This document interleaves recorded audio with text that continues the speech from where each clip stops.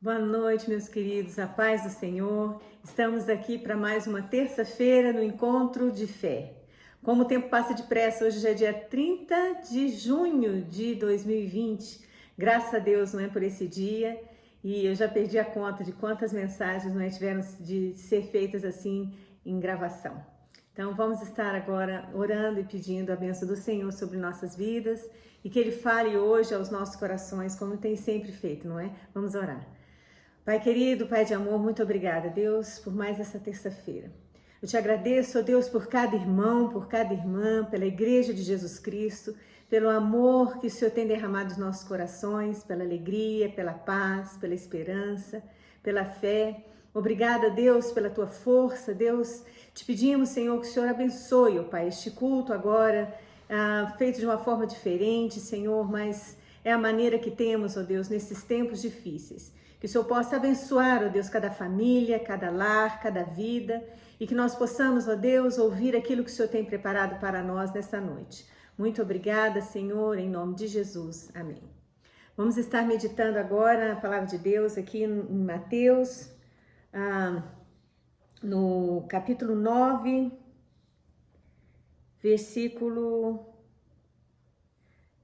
35 até o 38. Jesus ia por toda parte fazendo bem à seara e os trabalhadores. E percorria Jesus todas as cidades e povoados, ensinando nas sinagogas, pregando o evangelho do reino e curando toda sorte de doenças e enfermidades. Vendo ele as multidões, compadeceu-se delas, porque estavam aflitas e exaustas, como ovelhas que não têm pastor.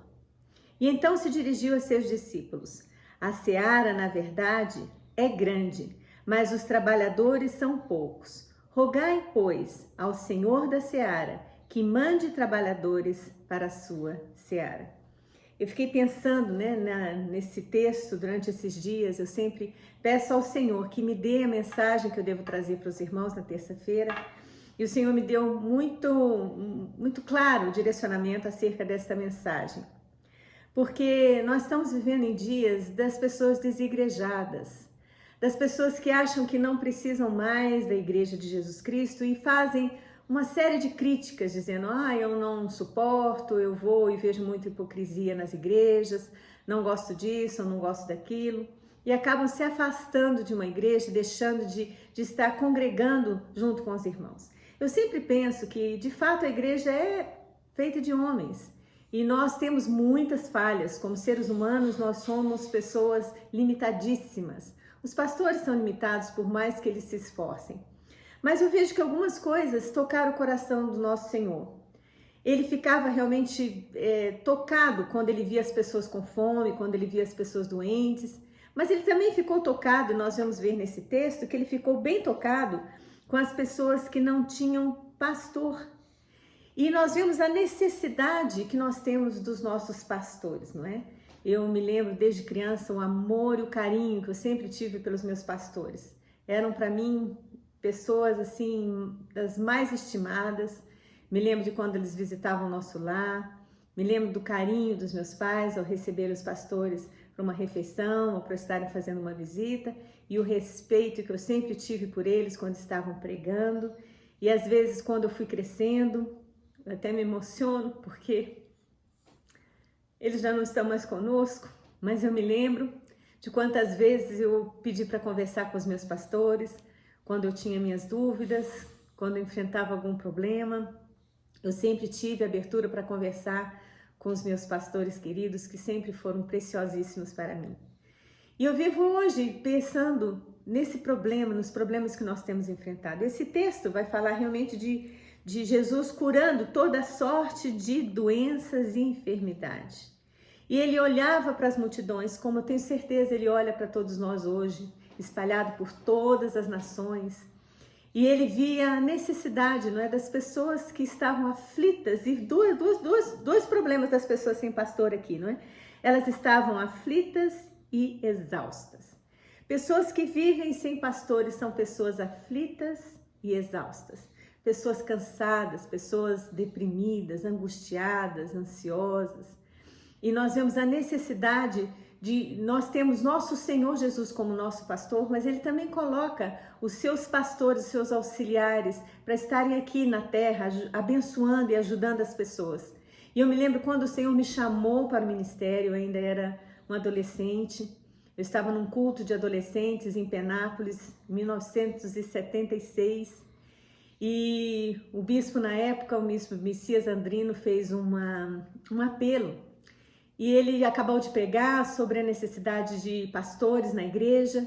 E naquela época não existiam pastoras com assim, não eram muitas pastoras, não é? E eu me lembro dele fazendo aquele apelo. E ele disse assim: se agora você está sentindo um aperto no seu coração, que você venha à frente e você então coloque a sua vida como pastor, porque a igreja de Jesus Cristo precisa de pastores. E eu fui. Sem entender direito aquilo, quando eu olhei para o lado só haviam rapazes e eu fiquei com muita vergonha. E aí eu chamei pastor, eu queria dizer, não, eu vim por engano, eu não queria vir não. Aí ele disse assim: fica aí quietinha, minha filha, depois nós vamos conversar. E no final do culto nós conversamos, ele disse: olha, o Senhor está te chamando para o ministério. Eu falei: pastor, mas não tem mulheres? Ele disse: sim, tem sim. A igreja metodista na época, não é? Sempre já tem chamado mulheres reverendas, mulheres que têm se preparado e têm feito teologia e têm se colocado realmente na brecha para pregar e para auxiliar as pessoas. E naquele momento eu não entendi muito bem. Mas os anos foram passando e eu fui vendo a responsabilidade. Eu nunca disse não para o Senhor. Uma vez alguém disse: a pastora também não queria ser pastora. Isso não é verdade. Eu sempre quis ser pastora, sim. E sempre entendi que era uma coisa muito grande. Hoje ainda, vivendo nesses dias onde há um isolamento, uma distância entre as pessoas, eu vejo a necessidade da Igreja de Jesus Cristo mais do que nunca. Nós precisamos ter os olhos sempre voltados para a palavra de Deus. E nós sabemos que Jesus deixou uma igreja. E é óbvio que não é um prédio, mas há necessidade de comunhão, há necessidade de nós estarmos juntos, há necessidade sim, meu querido, que você ligue para as pessoas, que você dê um telefonema para os seus pastores. Não só os pastores têm que ligar para você. Você também precisa ligar para os pastores para conversar, para colocar suas aflições, as suas angústias. Sei que nós temos um pastor muito amoroso, que é o nosso pastor Paul. Ele é muito amoroso, ele ama cada um dos membros da Igreja do Nazareno em Sobradinho e cada um que tem buscado a ajuda dele, ele nunca diz não, ele está sempre preparado para ajudar e para ouvir. Então, nós precisamos entender que a igreja é importante sim. Muita gente diz: não é importante, podemos viver fora da igreja. Não há condição de estarmos fora da igreja, porque a igreja foi alguma coisa que Jesus realmente instituiu e determinou. E quando ele fala com Pedro, logo no finalzinho, antes dele subir, não é? Ele conversou e ele disse: Pedro, você me ama? Pastorei as minhas ovelhas. Pastorear as ovelhas de Jesus é algo muito importante. É uma função tão grande que muitas vezes eu me sentia indigna, porque eu achava que era algo tão, e continuo achando, que é algo tão importante, tão lindo, algo tão grandioso, que só mesmo o Senhor, para nos encher de graça, de misericórdia e nos adestrar as mãos para recebermos as pessoas que Ele tem preparado. Aqui também fala sobre isso, fala sobre a seara, não é? E fala que a seara é grande e os trabalhadores são poucos. E nós temos orado e pedido a Deus que mande mais trabalhadores, que mande mais pessoas que tenham esse coração pastoral, que sejam dispostos a ajudar uns aos outros. Nós precisamos de todos os dons, de todos os talentos. Deus tem te dado dons, Deus tem te dado talentos, Deus tem colocado algo precioso nas suas mãos, para que você possa continuar abençoando a vida de outros dentro da comunhão da igreja e também fora, levando as pessoas para perto de Jesus. Que o Senhor possa te abençoar. Eu sei que o Senhor tem o melhor para você e que essa semana continue sendo uma semana tremenda e que você possa receber o melhor de Deus, você e toda a sua família, em nome de Jesus. Amém.